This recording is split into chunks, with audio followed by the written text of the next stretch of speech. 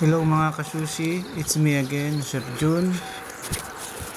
Tara guys, samahan niyo ako. Explore natin ang Upper Zagreb.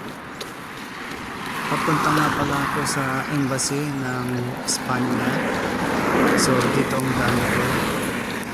Papunta lang to sa sa likod ng Upper Zagreb. Dadaan kayo ng parang Pupaska. Guys, napakaganda rito sa likod ng mountain ng Upper Zagreb. Bakit? Walang tao dito guys. Bakit mahirap. Ayan, wala pa mga puno, wala pa mga dahon. Ayan, galing ako sa baba. Bakit ako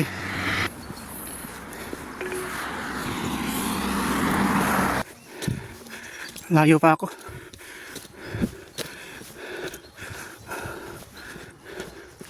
Punta kasi ako sa embassy guys. Embassy, Spain embassy. Magta-try lang mag-inquire kung ano mga requirements kailangan. Nandito na ako sa pinatuktok. Ayan. Tao galing sa baba.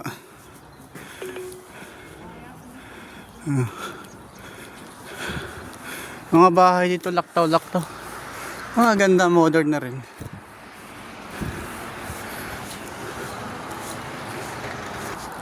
Ito parang park siya may mga matatanda lalakad.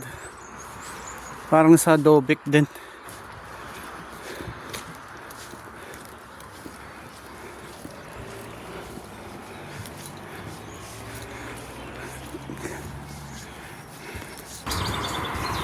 Andito pala lahat mga embassy ng Iraq dito sa street na to. Yun, Iraq yan. Tapos yung isa is Kuwait. Ito naman isa is tatlo ng embassy na daanan ko. Ito yung pangatlo, Embassy of Netherlands Embassy. Dito pa sa lugar na to ang mga embassy.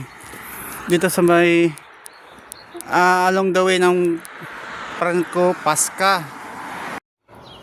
Nandito na ako guys sa embassy ng Espanya. Ayan.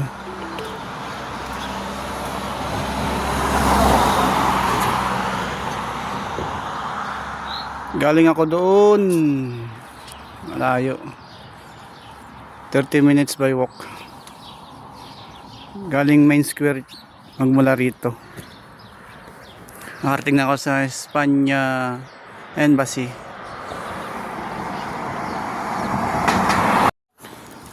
Babalik na ako guys. Kailangan ng pang appointment. Pauwi na ako guys. Pababa na yung daan ko. Kanina paakyat, ang hirap. Ngayon pababa.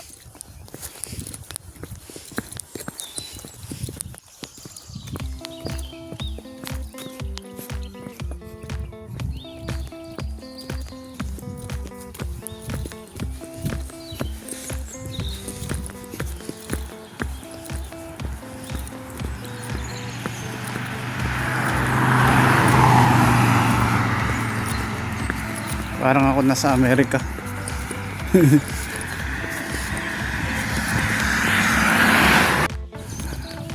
Puro pababa.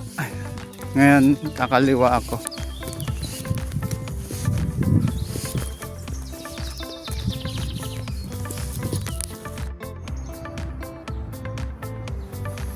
Ang lalaki ng part dito guys. Ito parang siya. Parang basement natin ng military.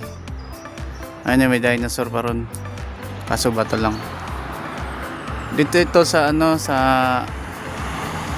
Upper Zagreb. Parang nasa America style.